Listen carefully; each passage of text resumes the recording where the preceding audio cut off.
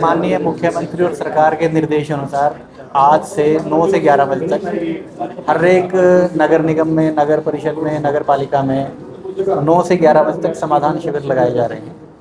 किसी भी आम जन को कोई समस्या है, कोई प्रॉपर्टी आईडी को लेकर कोई समस्या है, किसी ने कोई ऑब्जेक्शन लगा रखा है, और भी किसी भी प्रकार की कोई समस्या है, कोई इंक्रोचमेंट से रिलेटेड कोई समस्या है, तो वो लोग 9 से 11 बजे तक सारे की सारी ब्रांचेज यहाँ पे बैठी हुई हैं। उनकी समस्या जो तत्काल समाधान होने वाली है उसको तत्काल समाधान करेंगे, और जो जिसमें समय लगेगा, काफ़ी सारी चीज़ें जैसे डेवलपमेंट वर्क्स की आ रही हैं कि ये गली बनवानी है आपने, या कोई कम्युनिटी सेंटर है ये जीर्ण शीर्ण अवस्था में है, इसको ठीक करवाना है, तो उसमें थोड़ा सा समय लगता है। जो तत्काल होने वाली चीज़ें हैं उनको पहले दिन कितनी समस्याएं? आज लगभग 4-5 समस्याएं आई हैं,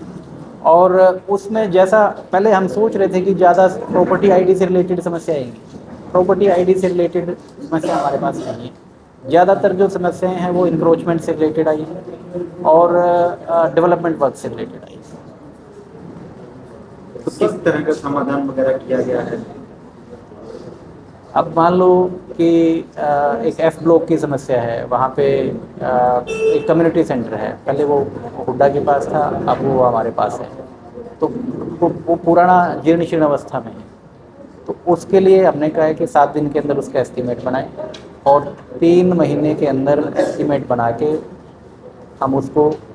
अच्छे से तैयार कर लेंगे। कुछ उसमें 15-20 लाख रुपए का अनुमान है कि इस प्रकार से इतना खर्चा आने की संभावना है। तो इस प्रकार की है कि वहाँ पे कुछ दूसरे प्रकार के तत्व, इस प्रकार की समस्याएं रही हैं कि वहाँ पे कुछ वैसे लोग आ जाते हैं, तो हम अपनी ही एक ब्रांच, सैनिटेशन ब्रांच को वहाँ पे शिफ्ट कर दें। एक समस्या जैसे एक बीच में कोई हमारी लैंड है कि यहाँ पे रैन बसेरा या कोई लाइब्रेरी बनाई जा सकती है, तो उसमें हमने आपस में मंथन करके आप लोगों से भी विचार विमर्श किया कि यहाँ पे हम लाइब्रेरी या कोई रीडिंग रूम वगैरह बना सकते हैं, तो उसमें 2-3 महीने का समय लगेगा।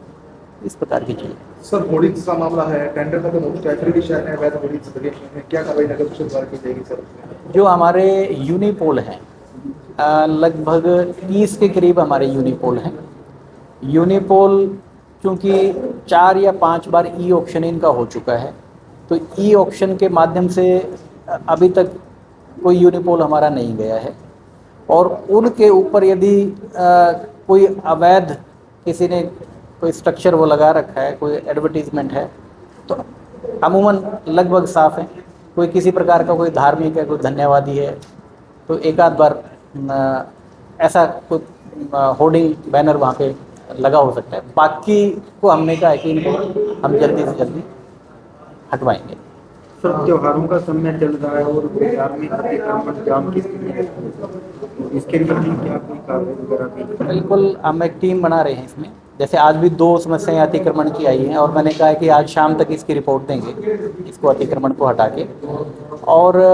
गवर्नमेंट की तरफ से भी निर्देश है, पिछली बार भी हमने ऐसा किया था कि शहर का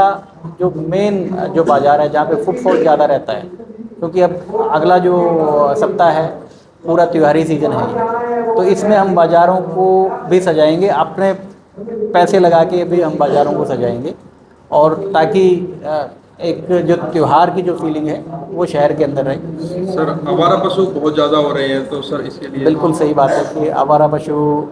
पीछे भी हमने इस शहर की कुछ समस्या इस प्रकार की भी थी कि बहुत सारे लोग जो दुधारू जो पशु हैं उनको छोड़ देते हैं। लगभग 5-7 पशु ऐसे दुधारू हमने पकड़ के गौशाला में छोड़े थे, और वो वहीं पे हैं, और इसके अलावा अब बाकी हमने कहा कि सबकी टैगिंग करवा के, जो हमारा टेंडर था एमसीसी की वजह से वो ओपन नहीं हुआ था, आजकल में टेंडर ओपन होके हम वर्क ऑर्डर दे देंगे, टैगिंग करके जितनी भी हमारी यहाँ पे गौशाला हैं, और यदि ऐसा है कि भाई गौशाला में हमारे सारे के सारे जो पशु हैं वो वहाँ पे नहीं समायोजित हो पाते, तो हम फिर इसमें गवर्नमेंट को लिखेंगे कि हमें और पैसा दिया जाए और हम कोई और नई कोई गौशाला। सर 1.5 करोड़ रुपए फंडिंग रिकवर करनी है फर्म से, फंडिंग का मामला था सर, कहाँ तक पहुँचा मामला, कितना रिकवर हो चुका है, क्या देखो जो ये मामला है इस वाला जो एडवर्टीजमेंट वाला मामला है, ये कोरोना से पहले जब ई ऑक्शन नहीं था, मैनुअल ये टेंडर दिए जाते थे, तो उस टाइम पे किसी फर्म को नाम याद नहीं उस फर्म का, क्योंकि आपने अचानक से कोई प्रश्न पूछा, तो उनको ये टेंडर दिया गया था, तो उन्होंने 1-1.5 साल रुपए के पैसे जमा करवाए। अब लगभग तकरीबन शायद 1.5 करोड़ रुपया उस फर्म की तरफ बकाया है, उनको नोटिस दिया गया है। यदि वो बकाया नहीं देते हैं तो बतौर जो arrear of land revenue government के पास एक रहता है कि जो उनकी जो एसेट्स होते हैं उनको अटैच करने की एक प्रक्रिया होती है, वो फिर पीपी एक्ट के तहत डाल के शहर में वेलकम द्वार लगाए गए हैं, शहर से बाहर होते हैं, बस स्टैंड पे होर्डिंग लगाए गए हैं, लगा 3-4 भवन लगे हुए हैं, कुछ शहरों में अदर जगह लगे हुए हैं सर, उसके बारे में सर विदाउट पुलिस, जबकि वेलकम द्वार शहर से बाहर होता है, वेलकम सत्संग एंट्री करने के लिए वेलकम द्वार होता है, वो शहर में लगाए गए हैं। हाँ। बस स्टैंड के पास लगाए गए हैं सर। वो साइनेज हैं, और ये पीछे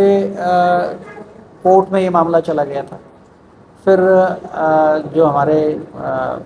विभाग के कमिश्नर एंड सेक्रेटरी साहब हैं, उन्होंने